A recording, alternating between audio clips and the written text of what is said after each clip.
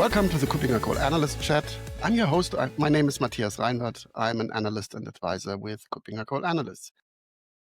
My guest today, for a very topical reason, is again Martin Kuppinger, one of the founders of KuppingerCole and the principal analyst. Hi, Martin. Good to have you.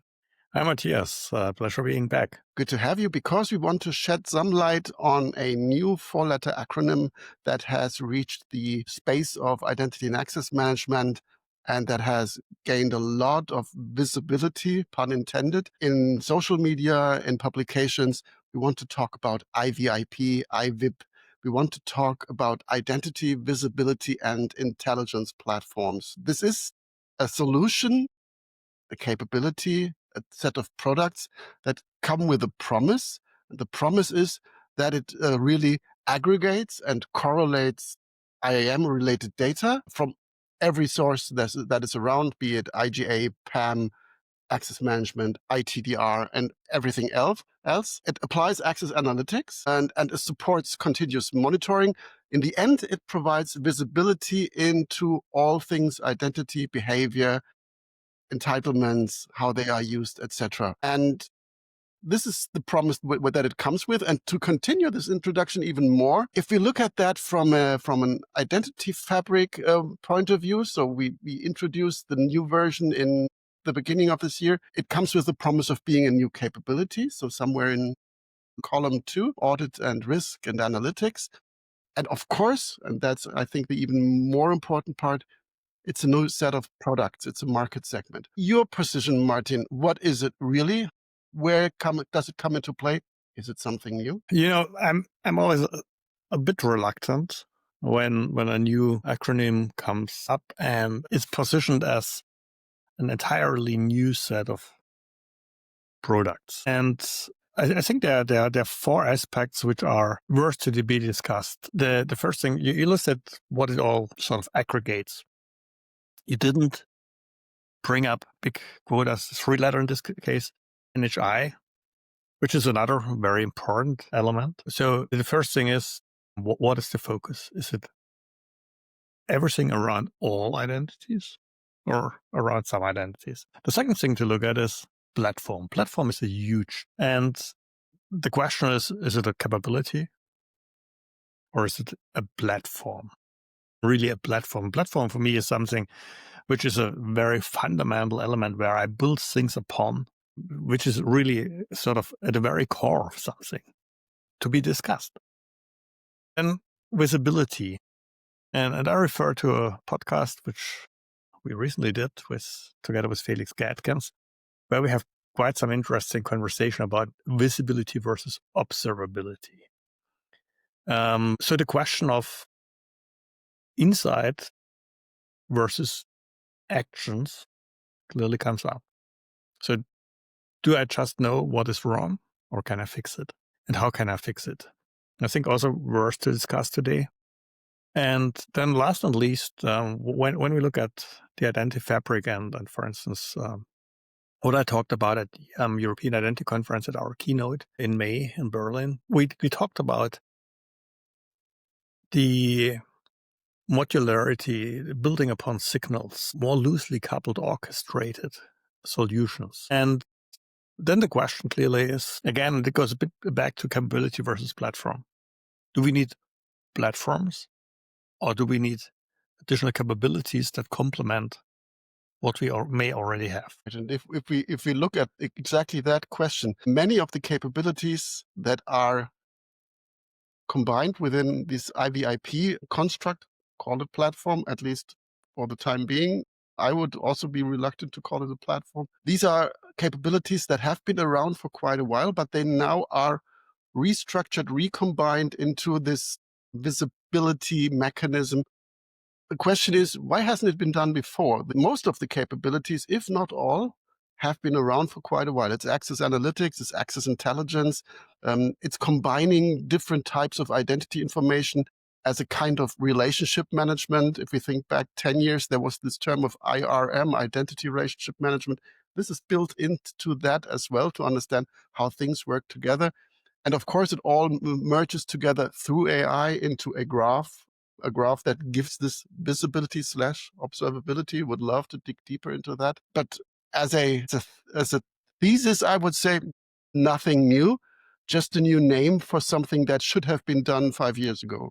Yeah, Am I wrong? would dare to say that the visualization via a graph is something which isn't entirely new, but which really has been added. But the term access intelligence is out for probably a decade. And building something on top which helps analyzing entitlements across various systems is not an entirely new idea. It goes back to, I would say, around 2008 or so, when the first access governance solutions came to the market, which, by the way, were solutions that were sitting on top of other solutions, sort of gathering information about the current entitlement structure and providing visibility into that structure as a foundation for doing recertification for regulatory compliance when they started. And they weren't, at the beginning, they weren't actionable. So they told you what is wrong, but you couldn't easily fix it. So over time, this evolved. And what I would say is, if we do it right, then there's a value. That would mean we have insights across all types of identities, especially also the relationships between different types of identities. So, which brings us to something we discussed in a couple of podcasts already when we talked about, for instance, non-human identity management, again, quotas.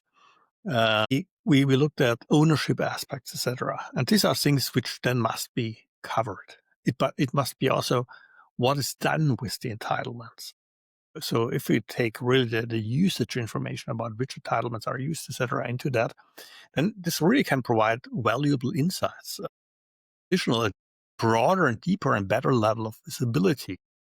And from that perspective, it clearly is not really new, but there are new facets in that. So it's I think this is how we should look at it. And then it can provide value depending on which insights it really delivers. And basically also what we can do is that I just recently talked to someone and they said, look, for customers, whatever, 1,000 applications, it's very hard to really onboard them for IGA, for full provisioning, etc. But we can easily, that way, sort of gather the information about who has which entitlements across these applications.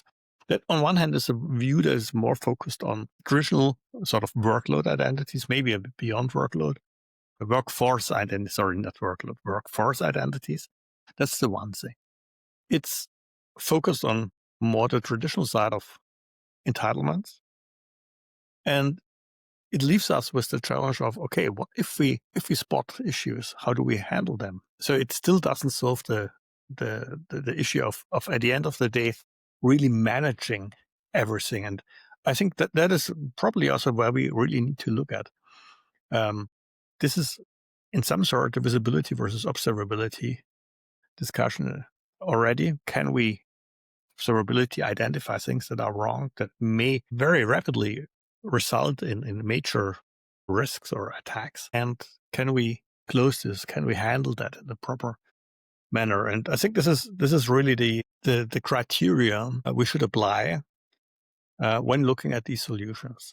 As I said, they can provide additional insight, but insight itself is not enough. I want to be more critical, because if we have this platform and everything that you described, I'm fully with you. It can be really this pane of glass that gives you more insight into all these types of identities, plus their usage across different applications, platform systems, and that really can help. But in reality, I think it will be often just the highlighting of symptoms of identity architectures that have not yet been complete or well thought out or well implemented. And instead of looking at the root causes, you just highlight symptoms, and then you say, okay, yeah, let's work on some parts of it because we need to start somewhere. This is far beyond or far before we get to a proper identity fabric, because it's just looking at symptoms. Instead of designing IAM systems better overall, we add another layer, another tool. Hey, let's buy another tool to get visibility for something that could have been done better earlier. So it's really the increase of the problem of fragmented systems and adding to a tool sprawl instead of reducing tools for the benefit of having an integrated platform.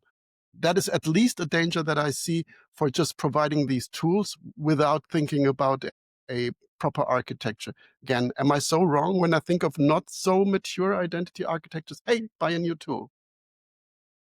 See, I think it's very clear that these types of solutions will frequently be used when you say, okay, I don't have enough visibility and I don't have enough insight. I need to do something, and fixing the root cause would take me too long. It's honestly not very easy to properly fix the root cause. That would move us to other types of authorization models, helping us getting away from static entitlements. A lot of conceptual work, also looking at how do the entitlement models at the application level look like, how can I improve that, starting with documenting them, etc. There's a lot of work to be done. But yes, I think that it frequently will be something which says, okay, it helps me to better understand where my risks are. But that also brings us to, for instance, ITDR, Identity Threat Detection and Response. What is the promise of ITDR? Identifying anomalies, risk, and acting on them. So I think when we look at IVIP, we definitely also need to look at ITDR and how these play together. Because there's a certain overlap. The one more in the visibility, the other on the threat detection and response side, which mainly means threat detection. The response part there it's where it's getting weaker on average. So again, the actionable element, which is the bigger challenge. And I think we also need to look at what do we have and do we already utilize what we could do with, for instance, our existing IGA solutions, which when you look at all the vendors commonly come with a certain level of visibility, not as shiny as some of the graphs, etc. we see popping up, but also something which is already here. And there's a value in, when you have when you don't have the proper solution in place, there's a value of having something which helps you at least mitigating the risks by delivering the visibility and insight. It's not that it's bad per se, but it doesn't solve the underlying challenge. That's where I'm fully with you. And yes, if you want to set up a new IGA platform, a modern one, as part of your identity fabric, then this is a big project from a planning and execution perspective, even with the most modern solutions on the market. It takes you quite a while. And that's the time you may not have from a regulatory compliance, from a visibility, risk mitigation, etc. standpoint. And then this platform can help you, but they are curing symptoms. Yeah, right. I like the argument that in quotes is should be built in. It should already be there. It should already be within the IGA system, should be within your access analytics solution anyway. That is the question. Why isn't it a standard feature? Why adding in 2025 after, 20 or 30 years of IGA around, now adding a new level of visibility? Why? That's the part that I'm struggling with, because it has been around. But to also give a counter position, there are still lots of organizations around that do not have an IGA, an IAM solution at all, who do that in a different way.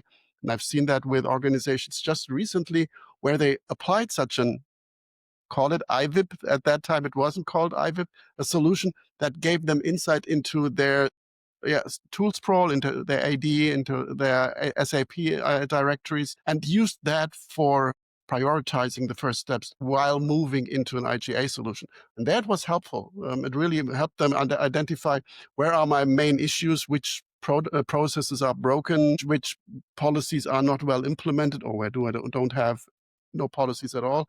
That would help. So it adds also in prioritizing and in understanding where to start first or where to take the next step. There I'm fully with you. The capabilities are really helpful.